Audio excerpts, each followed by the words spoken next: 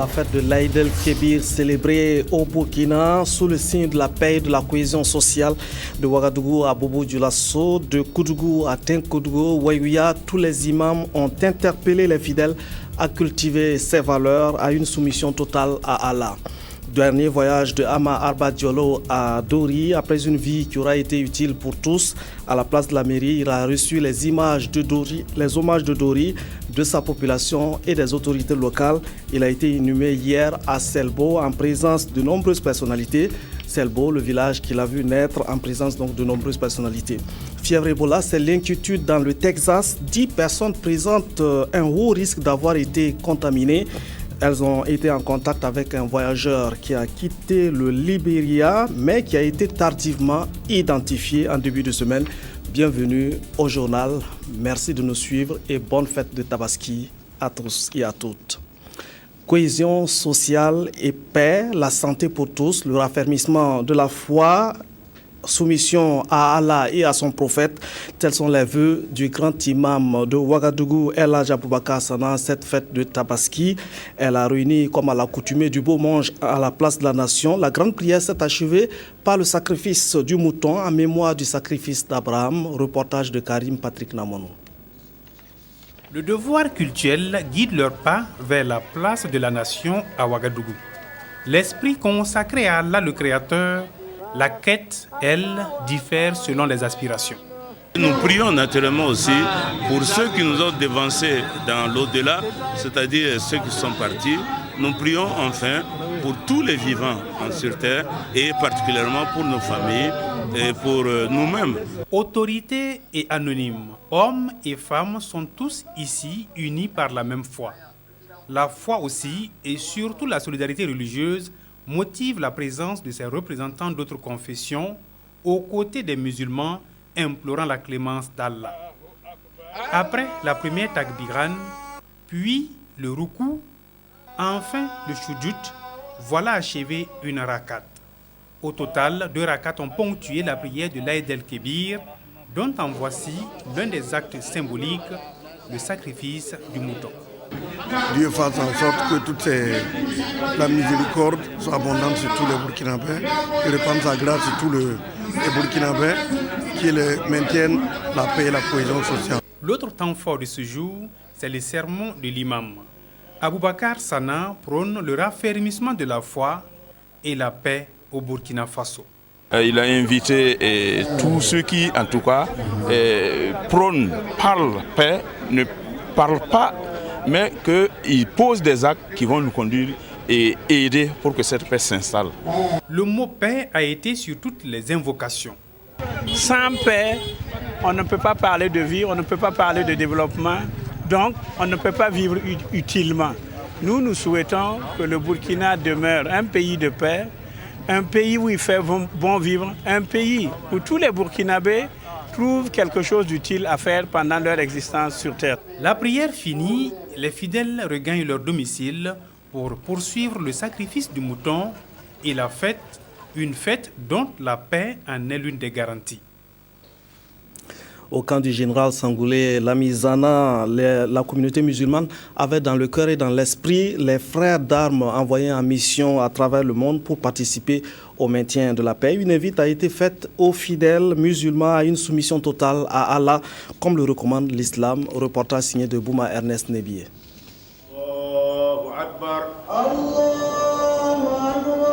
La fête de la Tabaski se commémore sur la Grande Muette. Au cours de cette prière dirigée par l'aumônier militaire principal au camp Sangoulé Lamizana, l'occasion a été saisie par ces fidèles musulmans pour prier pour les vaillants soldats burkinabés actuellement en mission de maintien de la paix dans le monde. C'est un grand jour aujourd'hui pour encore prier pour le pays, que Dieu nous donne la force nécessaire pour accomplir nos missions. Nos frères d'armes qui sont déployés sur les théâtres d'opération, Dieu leur donne la force nécessaire pour mener à bien cette mission.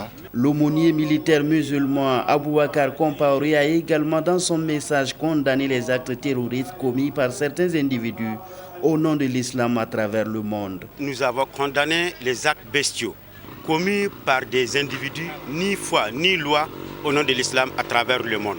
La grosse victime des actes posés est paradoxalement l'islam, de façon directe par la corruption de son message et le ternissement de son image, et de façon collatérale par les musulmans et musulmanes qui en pâtissent.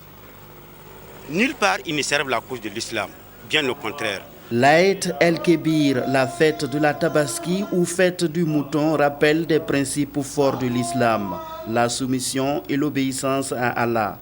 C'est pourquoi, au cours de ce rendez-vous spirituel au camp Sangoulé Lamizana, le dirigeant de la prière n'a pas manqué d'appeler ses frères et sœurs de l'islam à la soumission totale à Allah, à l'exemple de Abraham.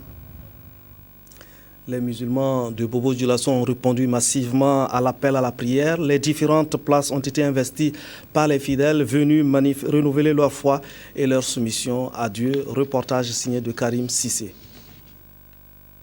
La Tabaski est, selon le Saint-Coran, une fête commémorative de la soumission à Allah du patriarche Abraham qui était prêt à sacrifier son fils aîné Ismaël sur son ordre.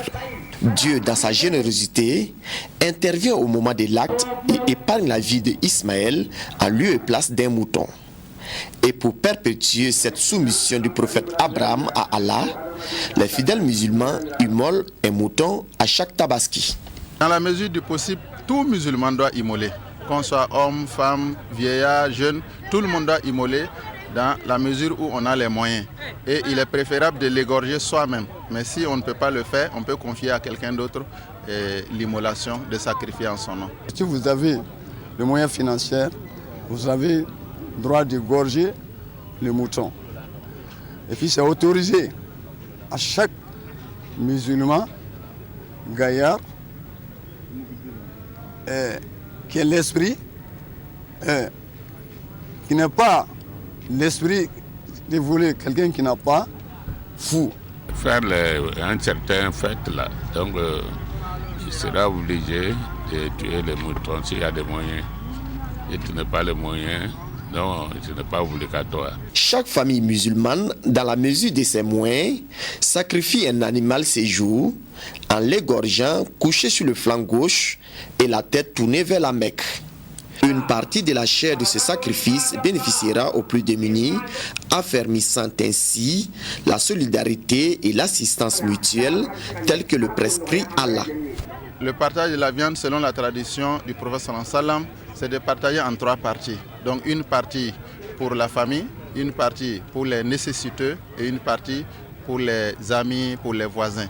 Mais il n'est pas interdit de donner toute la viande à une partie de ces groupes-là. Par exemple, partager toute la viande aux nécessiteux, ce n'est pas interdit, ou réserver toute la viande à la famille, si le besoin en est, il n'est pas interdit. À Bobo-Dioulasso, les autorités ont toujours accompagné les fidèles musulmans dans ce rituel. Nous ne pouvons que faire des bénédictions à toute la population, également aussi demander à Dieu, en tout cas, de préserver le Burkina Faso, de nous, pour cette année, nous donner une bonne pluie. Donc pour la culture, bonne fête à tous les musulmans, tous les fidèles musulmans de la région de Haut-Bassin. Et que la grande fête, la grande prière qui a été élevée vers Dieu soit exaucée pour le bonheur de nos populations. La Tabaski, c'est aussi un jour de réconciliation où chacun est invité à pardonner à celui qui lui a fait du tort. À la grande prière de Tabaski, les musulmans avaient à leur côté des représentants de l'administration, des frères et sœurs d'autres communautés religieuses. Tous partagent le vœu de voir le Burkina prospérer dans la paix et la cohésion sociale. De Waïouya à Koudougou et dans toutes les localités du Burkina, on a assisté à des moments de solidarité partagée et de dialogue interreligieux.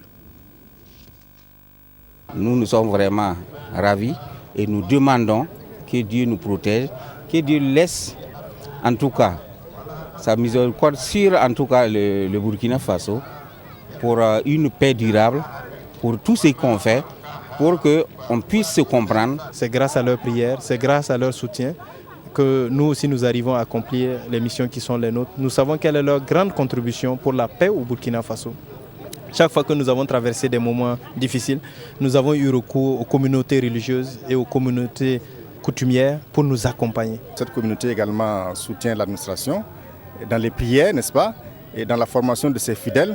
Et tout ça contribue à formater donc les citoyens de Burkina Faso. Dieu a dit, si tu es arrivé ce jour-là, tu dois être content avec tout le monde.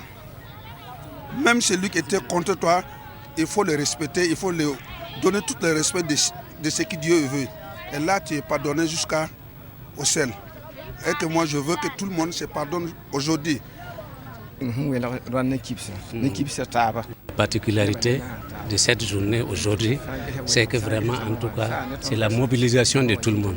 C'est parce que vraiment, en tout cas, il y a l'entente que vraiment il y a eu cette mobilisation. Ensemble, nous avons souhaité que la paix perdure au Burkina Faso et dans le monde entier, que la cohésion sociale soit en tout cas dans les cœurs des peuples, des hommes, et que les liens de solidarité puissent être renforcés. Voilà, après la prière, place à la fête dans les familles. Les tables sont bien dressées pour accueillir voisins, amis, parents. C'est le temps du partage. À Koudougou, Jonas Wemba a rendu visite justement à une famille et voici son reportage. Le mouton, l'animal qui donne tout le sens de cette célébration musulmane, la tabaski. À Koudougou, c'est au stade Batibo Balibié que l'imam Abdul Wahab Zungrana a immolé la bête en rappel de la soumission d'Abraham à Dieu. Ce sacrifice-là, c'est une recommandation divine. Allah subhanahu wa ta'ala le dit dans le Coran, pour que tout musulman puisse immoler un bélier à l'occasion de cette fête, afin de faire revivre un peu l'acte du prophète Abraham. Le bélier doit être partagé en trois, selon la sunna du prophète, paix sur lui. Une partie pour sa famille, une partie pour ses amis et une partie aussi pour les démunis. Chaque famille musulmane, dans la mesure de ses moyens, se soumet à cette obligation. Ici, dans la famille Rwamba, c'est ce bélier qui est utilisé pour le rituel. Et pendant que les bouchers s'affairent au découpage de la viande, Adja Alilatou, épouse de Abdul Paulin Rwamba, s'active au niveau de la cuisine. Depuis 5 heures du matin, nous sommes dedans parce que nous recevons le plus souvent chaque année beaucoup d'invités. Nous faisons au moins 3 repas ou 4 repas comme ça. Vous voyez bien, il y a la pomme de terre, il y a le riz qui est au feu. Peut-être il y aura aussi une crudité. Bon, il y a la viande aussi, la volaille qui est déjà prête. Et sur le mouton, la viande de mouton va prendre un petit temps. La tabaski ou Aïd el-Kébir est un moment de réconciliation entre frères et de partage.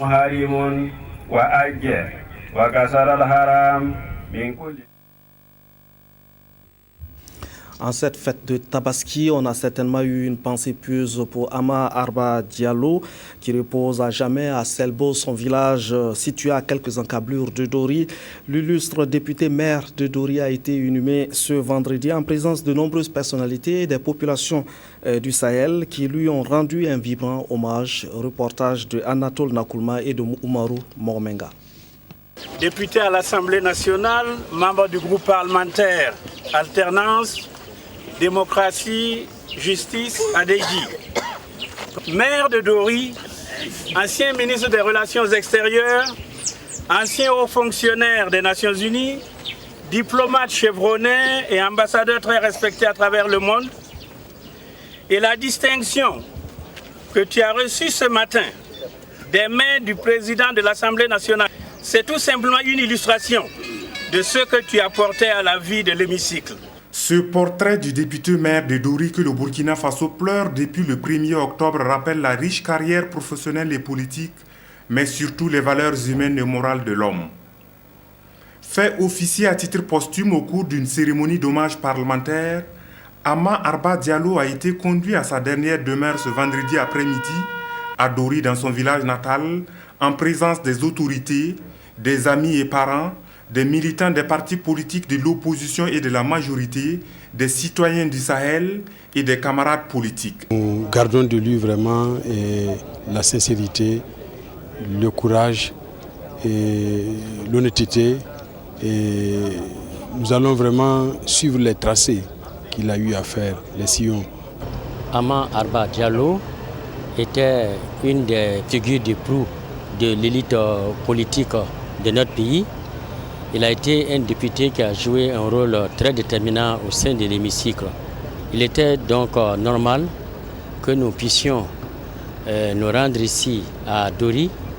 Et je voudrais saisir cette occasion pour exprimer une fois de plus ma compassion, la solidarité de l'Assemblée nationale, au conseil municipal de Dori, à l'ensemble de la population de Dori et à sa famille.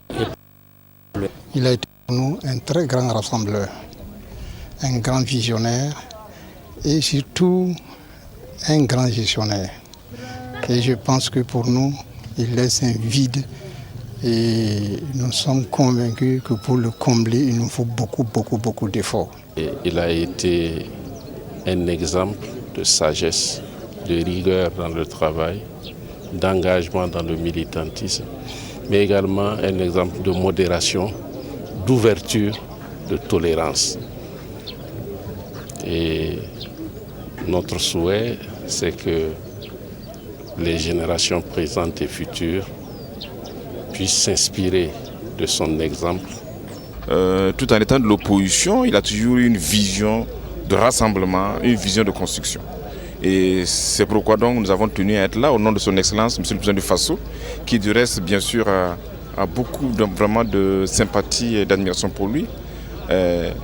Aujourd'hui c'est un jour de tristesse, mais nous gardons vraiment une image très forte donc, de cet homme politique. Je pense qu'aujourd'hui, tout ce qui s'est passé depuis ce matin, la mobilisation qu'on a eue, le réconfort que la famille a reçu, des gens qui sont venus de tous les coins du Burkina et même d'ailleurs, je pense qu'on peut dire qu'effectivement notre père a mené une vie utile. Vous savez, ces activités étaient tellement immenses qu'à l'intérieur de la famille, on ne sait pas forcément tout ce qu'il fait à l'extérieur, mais tous ces témoignages qu'on a reçus, on se rend compte à quel point vraiment il a dévoué sa vie à la promotion des valeurs qu'il nous a beaucoup aussi inculquées à la maison. Donc nous prions Dieu vraiment pour le repos de son âme. Nous remercions toutes les bonnes volontés, toutes les personnes qui sont mobilisées. On n'a pas assez de mots pour les remercier. Laissant derrière lui une épouse et 7 enfants, à l'âge de 75 ans, le président du PDS Metba, l'honorable député maire Ama Arba Diallo, repose désormais en paix dans son village natal.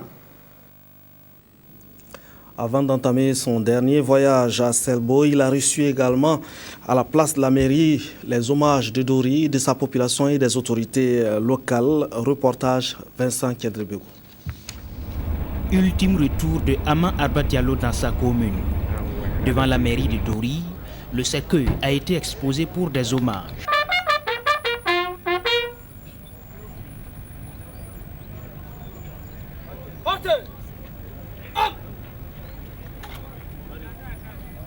Plusieurs autorités politiques, dont le Premier ministre Luc Adolphe Diao et des membres du gouvernement, des chefs de mission diplomatiques, des camarades de lutte politique ainsi que les citoyens de la ville, se sont inclinés sur la dépouille mortelle.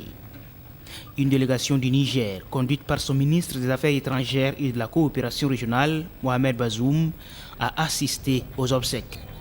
Honorable député maire de Dori, l'évêque à qui vous avez dit le jour de son sacre, Excellence, vous êtes le père et moi je suis le maire, vous salue au nom de tous les croyants de cette ville.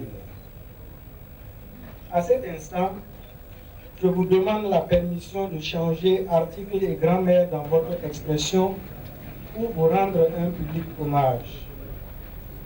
Pour cette ville, vous étiez le maire, oui. Mais bien plus, vous étiez la mère. Une mère très attentionnée et généreuse. Après la cérémonie funèbre, prière à la grande mosquée de Dori. Le cortège a ensuite mis le cap sur Selbo, village natal de Arba Diallo, pour l'inhumation du corps. Autre actualité, le MPN prêche la philosophie et l'esprit de la non-violence. Ce mouvement s'engage à développer des actions pour cultiver une culture de la non-violence au quotidien dans le cœur des Burkinabés. Le mouvement a saisi l'occasion de la journée internationale de la non-violence pour lancer ses activités. Xavier Beleng-Miéré et Bouma Ernest Nebié. S'inspirant de la doctrine de non-violence, ces leaders d'associations ont décidé de soutenir les autorités dans la promotion et la défense de cette doctrine. Devant la presse, ce jeudi 2 octobre, jour anniversaire de la naissance du précurseur de la non-violence, le mouvement pour la non-violence MPN lance officiellement ses activités. Ces premiers responsables disent vouloir fédérer leurs énergies pour bannir la violence dans toutes ses formes sur le territoire national. Ils soutiennent que la non-violence fait partie de la culture et des croyances des Burkinabés. Il faut l'éveiller par la sensibilisation. Nous avons prévu de faire une journée de lecture et de sensibilisation sur la non-violence qui va se tenir dans l'enceinte même du siège ici. Nous comptons d'ailleurs même sur l'ensemble de tous les partenaires qui peuvent en tout cas donner un apport pour que en tout cas ce mouvement-là soit rayonnant sur toute l'étendue du territoire et partant même à l'international. C'est en 1921 que Gandhi a usé de la non-violence pour amener l'Inde à l'indépendance face aux Anglais. La reconnaissance universelle de cette doctrine a été instituée en 2007 et depuis cette date, chaque 2 octobre est célébrée la journée internationale de la non-violence. 6 présumés membres d'un réseau de malfrats sont aux arrêts. Ils opéraient dans les quartiers Wayalguin, Nyoko 1, Nyoko 2 et Asaba. Le réseau a été démantelé grâce à l'action de l'unité d'intervention polyvalente de la police nationale. Xavier Belem-Yagré et Sylvestre Da ont signé ce reportage. Des informations recueillies auprès d'une victime ont permis l'arrestation de ces 6 présumés auteurs de vol. Elle a reconnu son matériel volé exposé dans un lieu de commerce. Plusieurs modes opératoires étaient utilisés par cette bande. Premièrement, les victimes sont ciblées et après s'être assurées de leur absence, la bande procède par effraction pour s'introduire dans les domiciles et emporter des objets importants. Cette bande opère généralement avec des armes. Nous avons eu en tout cas des problèmes pour avoir toutes les armes. Vous voyez ici que c'est un seul pistolet qu'on a pu présenter. Ils nous ont fait balader pour la première fois. Ils nous avaient dit que les armes sont cachées dans une maison qu'on a fouillée de fond en comble. La maison, on n'a pas pu retrouver aucune arme. Alors que cette bande opère avec des kalachnikovs et des pistolets automatiques. Les investigations conduites par la police ont permis de saisir entre les mains du chef de gang et des receleurs un pistolet automatique, 22 agents en 2 roues, 10 téléphones portables, 8 bouteilles de gaz et bien d'autres appareils électroménagers. Comme j'aime le dire souvent, ce n'est pas des enfants de cœur parce qu'ils sont armés et n'hésitent pas en tout cas de faire usage de leurs armes pour déposséder en tout cas leurs clients. La police salue la collaboration des populations qui a permis de mettre la main sur le réseau de présumés délinquants. Ils vont être remis au procureur du Faso par le tribunal de grande instance de Ouagadougou.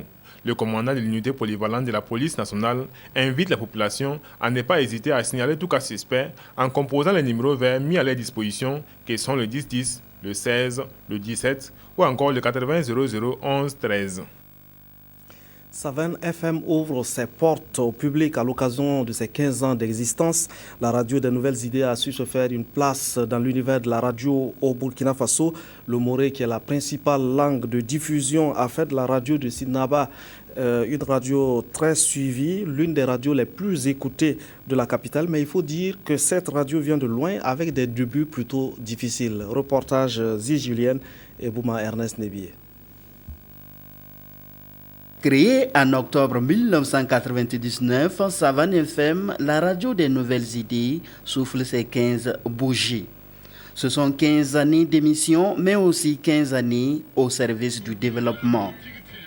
Pour marquer d'une pierre blanche cet événement, la direction générale met en place une série d'activités. C'est par une journée porte ouverte avec des expositions de stands que s'ouvre cette célébration. Nous pensons que nous avons fait un parcours qui méritait donc de s'arrêter pour prendre un nouvel élan. Vous aurez l'occasion de le constater plus tard qu'à partir de cette 15e année, il y a beaucoup de choses qui vont évoluer. Connu sous le nom de Sidnaba, LH Aboubakar Zida, PDG de Savan Communication, met l'accent sur les langues de proximité. Une approche qui a permis à Savan FM de se positionner parmi les radios qui ont plus d'audience. Après 15 ans, le directeur général de cette radio dit avoir d'autres ambitions. Nous allons renforcer donc, non seulement les capacités, mais aussi l'offre de services au niveau donc, des programmes. Mais nous avons aussi pour ambition donc, de couvrir davantage de zones, de localités. Et puis il y a la perspective de la télévision donc, qui va entrer dans le groupe. Plusieurs autres activités comme le don de sang, le tournoi de la citoyenneté, des émissions en direct viendront couronner ce 15e anniversaire. Les bascules de la Sofitex sont-elles aux normes? Les essenceries servent-elles les quantités fixées par la réglementation? L'autorité administrative en charge du contrôle des normes a sorti ses outils de mesure pour s'assurer que le consommateur n'est pas grugé. Les opérations de contrôle se sont déroulées à Bobo-Dioulasso. Reportage signé de Ali Traoré. Ces bascules de la Sofitex varient entre 500 kg et 1 tonne et servent à peser la production cotonnière de la région de Bobo. Avec la campagne cotonnière qui débute en novembre prochain, il est nécessaire de s'assurer de la conformité de ces bascules. Et l'équipe de contrôle du MICA, le ministère de l'Industrie, du Commerce et de l'Artisanat est présente dans ce cadre. Depuis la nuit des temps, nous sommes donc en partenariat avec le ministère qui nous permet donc de nous rassurer que les produits que nous remettons donc au niveau des producteurs sont des produits de très bonne qualité. Il se trouve que c'est avec donc ces instruments que nous procédons aux achats de coton. Et il est évident que si ces instruments ne sont pas certifiés par une tierce personne, cela peut créer un problème entre donc la Sofitex et les producteurs. Après l'usine d'égrenage de Bobo 3, l'équipe de contrôle du MICA a mis le cap sur le secteur 6 de la ville pour l'inspection de cette station d'essence. Après vérification, l'étiquette verte est collée sur la pompe. Preuve que la station respecte la réglementation en vigueur. On apprécie beaucoup parce que nous aussi en tant que marketeurs, ça nous donne des avantages. Parce que vous savez que les appareils, c'est des machines qui peuvent du jour au lendemain tomber en panne. Mais si nous avions des visites inopinées comme ça, je crois que ça nous permet à nous-mêmes d'abord de se contrôler, de voir la qualité. Cet entrepôt de Bouré-Manana est le dernier lieu d'inspection de l'équipe. L'esprit de la visite, c'est pour montrer au public, montrer aux consommateurs ce qu'une structure comme ABNorm, Agence burkinabé de normalisation de qualité, fait quotidiennement comme travail. Ici, nous sommes dans un grand magasin. C'est eux qui ravitaillent les grossistes, qui ravitaillent des demi-grossistes, qui ravitaillent des détaillants. Pour que les gens ne puissent pas dire qu'on leur a vendu des sacs qui ne sont pas pleins, on vient dans le grand magasin et on vérifie le tonnage. Cette campagne de contrôle de la qualité de la métrologie des produits entre dans le cadre des mesures sociales adoptées par le gouvernement pour soulager les populations. Les habitants de Ziguinchor reçoivent du matériel scolaire et des produits pharmaceutiques. C'est un don de l'association Nongtaba de Signoguin-Pouessin. Reportage signé de Yolande Lompo. Tout est parti de la naissance d'une association dénommée ANSP, Association Nongtaba Signoguin de Pouessin, qui s'est donnée pour leitmotiv d'œuvrer pour un mieux-être des habitants de la localité. Par ces temps de rentrée scolaire difficiles, ce sont des élèves qui bénéficient de fournitures. À ce geste qui soulage les parents d'élèves, le parrain des œuvres de bienfaisance de l'ANSP, Abdoul Ouedraogo, a remis des lots de produits médicaux aux responsables du dispensaire de Pouessin. Puis, après une visite dans les locaux du dispensaire, le parrain a encore laissé parler son cœur. Ne pouvant pas rester insensible à la situation difficile, il a promis 10 lits d'hospitalisation et 10 matelas. Dès que tu as la santé, tu ne connais pas la valeur de la santé. On est tous vraiment bien portants. Demain, on peut être malade. C'est par rapport à ça qu'on a pensé à ça, d'apporter aussi le médicament pour donner vraiment au dispensaire de la commune. Les promesses ne se sont pas limitées aux préoccupations sanitaires. 20 bons de permis de conduire ont été promis aux jeunes et 3 tonnes de riz aux personnes nécessiteuses. Tout cela dans un délai d'1 semaine. Il y a beaucoup de gens qui n'ont pas eu la chance d'aller à l'école. Donc ça fait que vraiment, dès qu'ils viennent vers toi pour te demander un boulot, tu vas les trouver un boulot commençant un diplôme. Le permis de conduire représente au moins un diplôme. Et dès que tu donnes un permis de conduire à une seule personne, c'est comme c'est une famille qui a aidé, quoi. Si l'association Nongtaba de Pouessin a bien voulu organiser cette cérémonie ce matin, moi je pense que c'est une bonne chose pour la commune de Pouessin. Dame Nature non plus n'a pas été oubliée dans ce élan de partage. 5 villages de la localité ont reçu des plans d'anarcade pour une campagne de reboisement dont le temps a été donné. Le centre hospitalier Yalgado Ouedraogo va bientôt engager la construction d'un local d'isolement pour des cas suspects d'Ebola. La première pierre de l'édifice a été posée et Bomaf a signé un chèque pour financer ce petit projet. Le reportage de Claudine Bikaba. Le groupe Ebomaf a répondu à l'appel à contribution lancé par les autorités contre Ebola. Une réponse qui se traduit par la remise d'un chèque de 15 millions de francs CFA au centre hospitalier universitaire Yalgado Ouedraogo. Et cela dans le but d'améliorer son dispositif interne de lutte et de prévention contre la fièvre Ebola. Vu l'appel que notre gouvernement a lancé, nous, en tant qu'entreprise burkinabé, on ne saurait rester indifférents. Donc c'est la raison pour laquelle nous avons apporté cette modeste somme dans le but de freiner l'avancée de Ebola dans notre pays. Un don qui devrait permettre à l'hôpital de construire un local d'isolement pour accueillir des éventuels cas d'Ebola. À la finition, ce local sera composé de 2 salles d'un déshabilloir, de 2 toilettes et entièrement équipé pour ces cas suspects.